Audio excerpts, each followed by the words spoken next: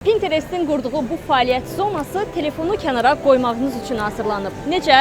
Gəlin göstərim. Cannes Lions Beynəlxalq Yaradıcılıq Festivalı üçün Pinterest sürətli təcrübələrdənsə vaxt aparan, səbir tələb edən və məşğul olduqda telefonumuzu unudacağımız fəaliyyətlər hazırlamışdı.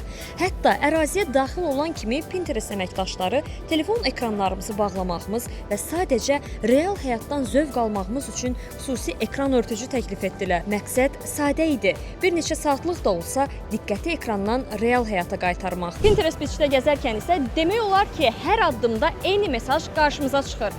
Onlayndan çıx, offlayna qayıt, real həyatdan zövq al, daha az scroll et. Ancaq bir sual yaranır. Niyə bir onlayn platforma öz istifadəçilərini offlayna qayıtmağa çağırsın ki? Əslində Pinterest özünü sosial media kimi deyil, ilham məkanı kimi mövqeləndirir. Bu platforma artıq uzun müddətdir ki, özünü Instagram və TikTok kimi diqqət iqtisadiyyatının əsasında formalaşmış platformalarla eyni kateqoriyada göstərmək istəmir.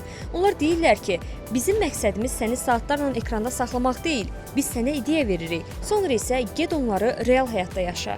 Yəni Pinterest üçün uğurun ölçüsü ekranda keçirilən vaxt deyil, ilhamın real həyata çevrilməsidir. Pinterest'in verməyə çalışdığı mesajı belə ümumiləşdirmək olar. İnternetdəyik, ancaq internetdən yorulanlar üçün. Bu mövqelənmənin təsadüfi olmadığı hiss olunur. Son illərdə xüsusilə Z nəslinin nümayəndələri rəqəmsal yorğunluqdan və sosial media asıllığından daha çox şikayət etməyə başlayıblar. Pinterest isə bu tendensiyanı görərək insanların narahatlığını paylaşdığını nümayiş etdirir.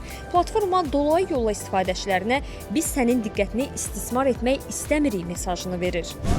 Əslində onlar az istifadə et demirlər, məqsədsiz scroll etmə deyirlər. Çünki Pinterestdə istifadəçi davranışı fərqlidir. İnsanlar ora əylənmək üçün yox, konkret niyyətlə gəlirlər, axtarırlar, ilham alırlar və çıxırlar. Məncə Pinterest'in bu il Cannes Lions'da ziyarətçilərin vermək istədiyi əsas mesaj belə idi. Biz sənin bütün həyatını ekranda keçirməyini istəmirik. Ekrandan kənarda daha yaxşı həyat qurmağına dəstək olmaq istəyirik. Belə dostlar, Azersel'in eksklüziv təqdimatında daha çox belə maraqlı məzmunlar üçün səhifəmizi izləməyi unutmayın.